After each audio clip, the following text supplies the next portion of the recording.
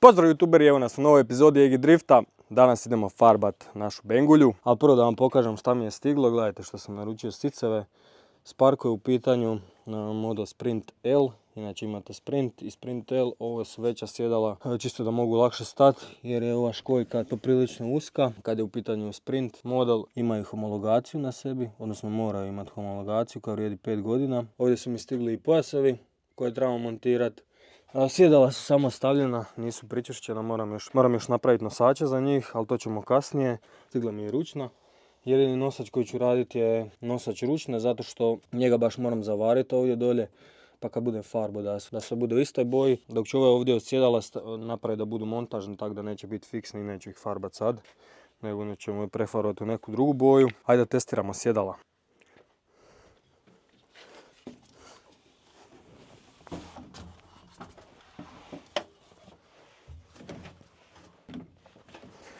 Malo su mi ovdje uska za ramena, ali nemamo veći model, tako da morat ćemo koristiti ovaj.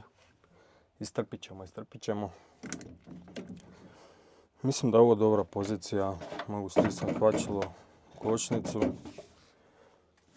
Jedino moram staviti kacigu da imam ću ovdje udarati u ovu cijev.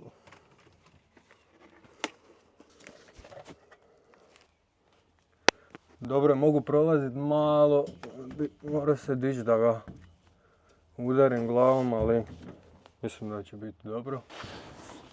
Poziciju ručne planiram ostaviti ovdje, nadam se da će biti ok, kraj volana prolazi, ali trenutno nemam šaltericu i ne znam hoće mi smetati za prvu brzinu, ali dobro, to ćemo prepravljati ako bude bilo potrebe.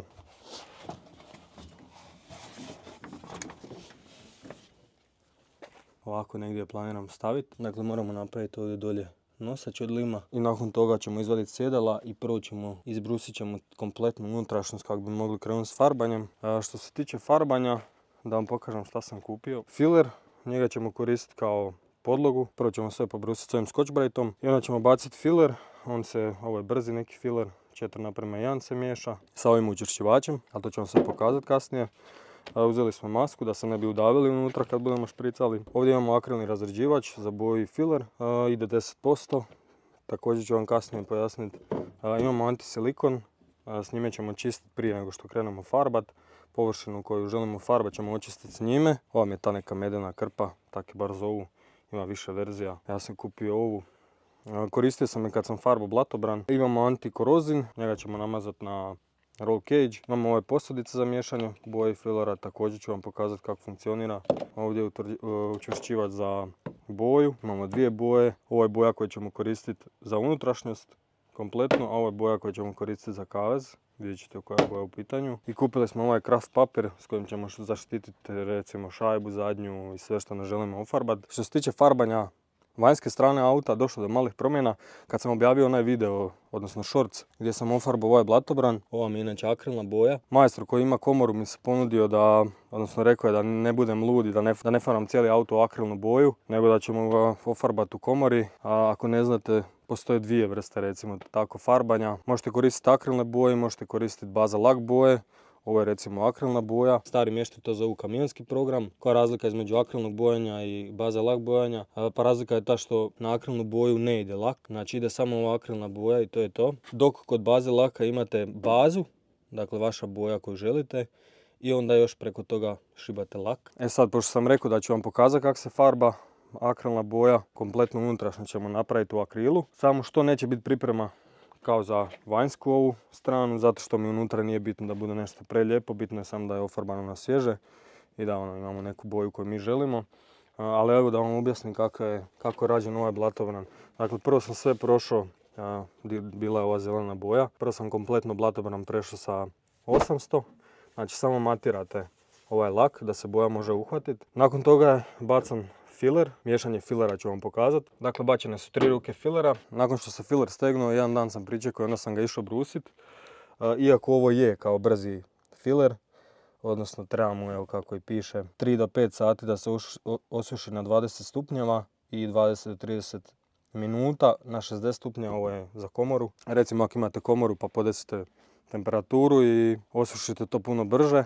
Ali ja sam pričekao jedan dan pa sam onda išao brusit. I nakon što sam bacio filer, možda imam negdje snimku pa ću vam pokazati kako izgleda kad bacite filer. U biti bijeli filer je uzet za žutu boju, jer ove sve svjetlije boje poput žute, narančaste i slično. Dobro je koristiti bijeli filer ispod, a ne sivi, jer ove boje lakše pokrivaju bijeli filer nego sivi. Nakon što je filer bačen, sve je obrušeno sa 800 šmirglom. Ako ne znate granulacije šmirgla ili ti ga brus papira, pišem ovdje, ovo je recimo P360, dakle ovo je 360, za 800 će vam pisati 800. Ovo je brusni papir za mašinu, možete uzeti ručni, ja sam ovo ručno radio. Na primjer ovdje dolje, ne znam koliko će se vidjeti na kameri, ovdje možete vidjeti kako nisam dobro obrusio i boja onako ostala hrapava. Priprema vam je 80% bojanja. Morate jako dobro pripremiti podlogu. Filer trebate izbrusiti da skroz bude gladak, da nema nikakvih neravnina. Možete sa vodobrusnim papirom, voda i brusni papir, ili možete na suho, svejedno je. Možda vam je bolje ne koristiti mašinu nego ručno šmirglat sve. Recimo ovaj rub vrlo lako prebrusite sa mašinom, odnosno skinete filer, pa onda opet morate bacati novi filer. Nakon što ste prešli sve sa 800, dakle podloga je glatka maksimalno, bacate boju. Možete također 2-3 ruke boje baciti, jedna mislim da nije dovoljna. Barem meni nije bila dovoljna. Bacio sam 3 ruke ove boje. I nakon što sam bacio boju, sad ću vam pokazati video kako je to izgledalo.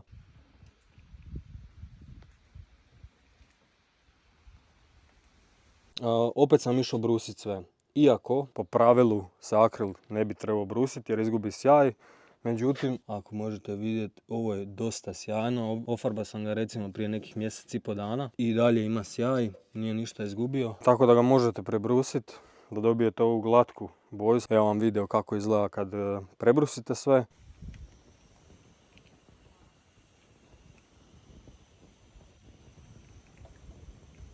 Koristio sam vodobrusni 1000, 2000 pa 3000. Cijelu podlogu pređete sa vodobrusnim papirom, dosipate malo vode i skroz šmirilate. To bolje možete čak ići više, na 5000 recimo. To bolje prebrusite, imat ćete ravniju podlogu i ljepši sjaj. I onda nakon toga uzmete polirku, polir pastu, možete neku srednju, možete onu najfiniju. Prepolirate cijeli blatobran, nije nekakva znanost, ja sam ovo prvi puta radio u životu i evo kako je ispalo.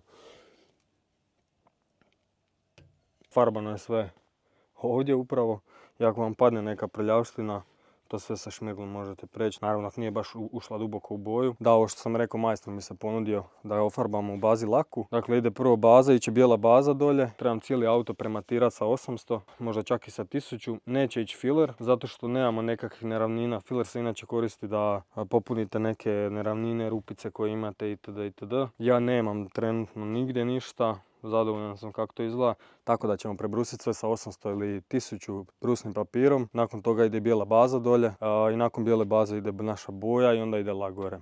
Ali to ću vam sve snimiti kad budemo bili kod meštra. Još mi ostalo, moram skinuti ovaj blatobran jer imamo tamo još dijelove koje trebamo odrezati pa da se možemo baciti na farbanje unutrašnjosti.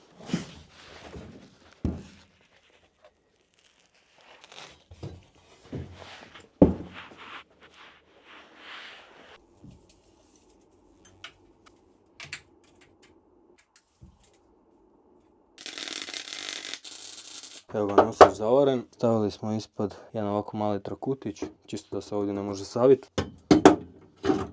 Trebam još rupe izbušiti i učvrstiti. Bilo bi bolje da je ručna s kontra, odnosno da se povlači na ovu stranu, ali mislim da će imati dosta mjesta. Ovdje ide još spremnik za tekućinu, ali mislim da mi tamo neće smetati za nogu. Ako bude, prepravljat ćemo.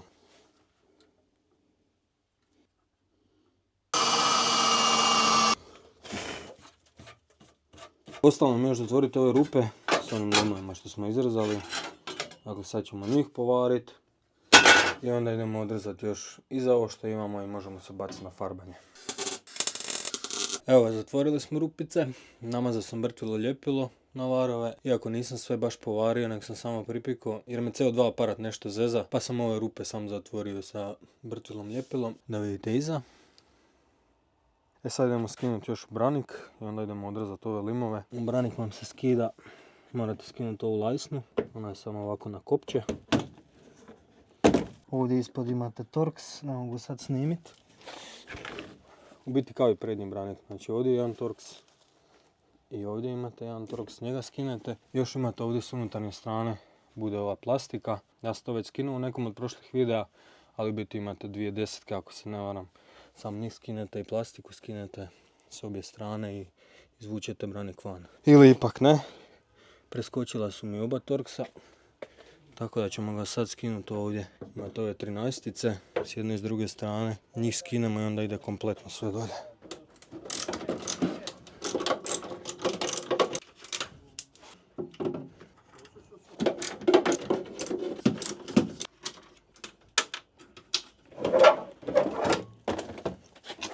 Evo ga, sad je komplet izveđeno i ovaj metalni dio, inače ide samo branik dolje, a s obzirom da su upekli ovi šarafi ovdje, morao sam komplet ovo skinuti. Kako vam to sad izgleda? Znači moramo ovo sve odrezati, ostaće jedino ovaj nosač branika, dakle na njega se klizne branik, tako da ga možemo uvijek vratiti, a ovaj lim ovdje ćemo odrezati u ravnini ove linije skroz do kraja tamo i s unutarnje strane ćemo ovo sve odrezati.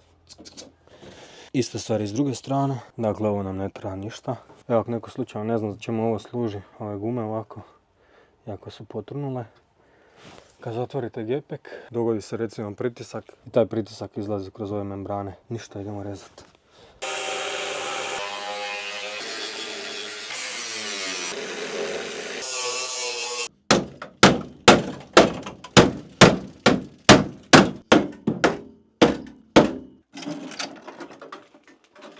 Evo kako vam to sad izgleda.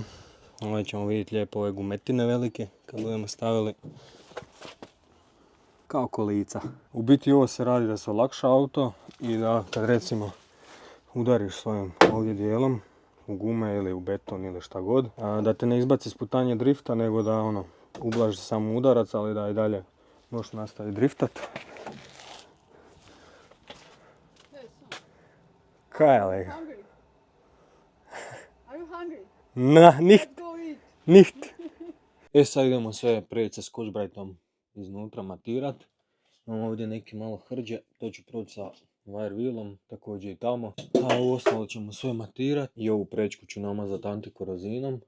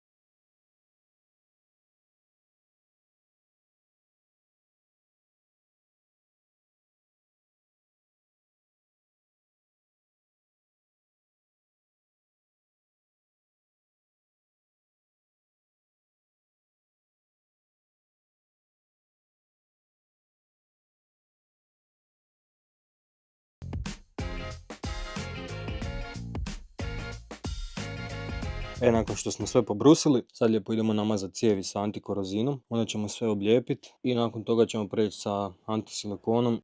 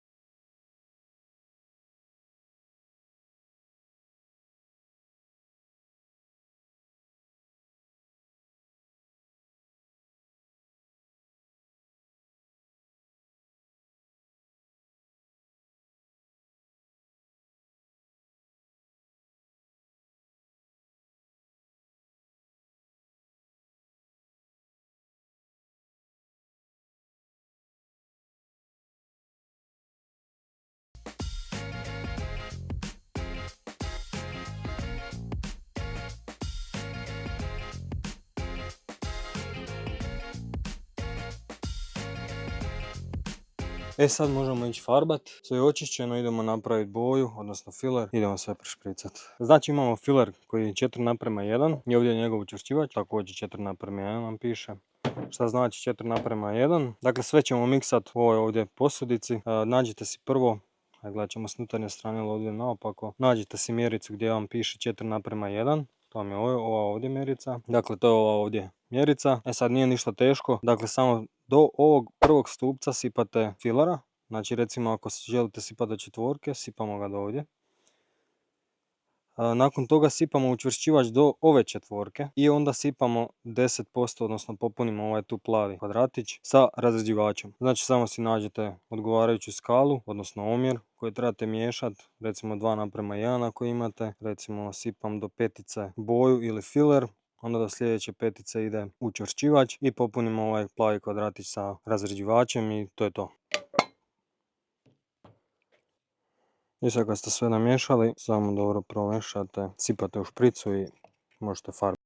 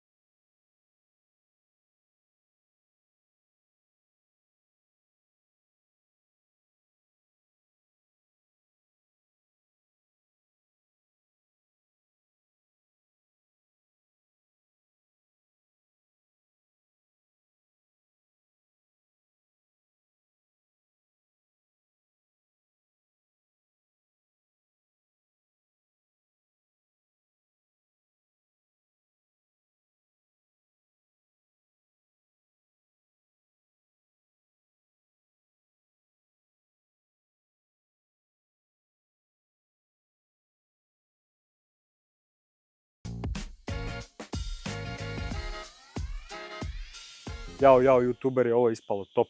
Šta kažete? Kako vam se džasvi boja? Ljubistačasta. Malo je gej, ali lijepo. Top, malo sam se predrogirao unutra od tih para. Dobro, preživjeli smo. Znači, vjerojatno negdje ljubičaste pramenove. Zalijepio sam se jedno 20 puta. Ovdje gore negdje. Ali to je sve u opisu posla. Potrošio sam negdje 7 deci. Ostalo nešto malo u pištolju. Možda pola deci. U biti 7 deci boje sam potrošio. Zvuči vam možda puno, ali tako je to kad farbate cijevi. Puno toga izleti sa strane kao prašina. A malo toga se uhvati. Ali dobro, šta je tu je. Neke dijelove nisam baš mogao ovdje recimo. Ne mogu mu nikako prići, ali bit će to dobro za jedan trkaći auto. Ostao sam bez bijelog filara. A danas je nedjelja, ništa ne radi i jedno 7 je navečer, pol 7, tako da vam neću stići snimiti kompletnu unutrašnjost kako farbamo. To će ići u drugi video. Ako vam se video svidio, lajkajte, šerajte, subscribeajte i vidimo se u nekom od narednih.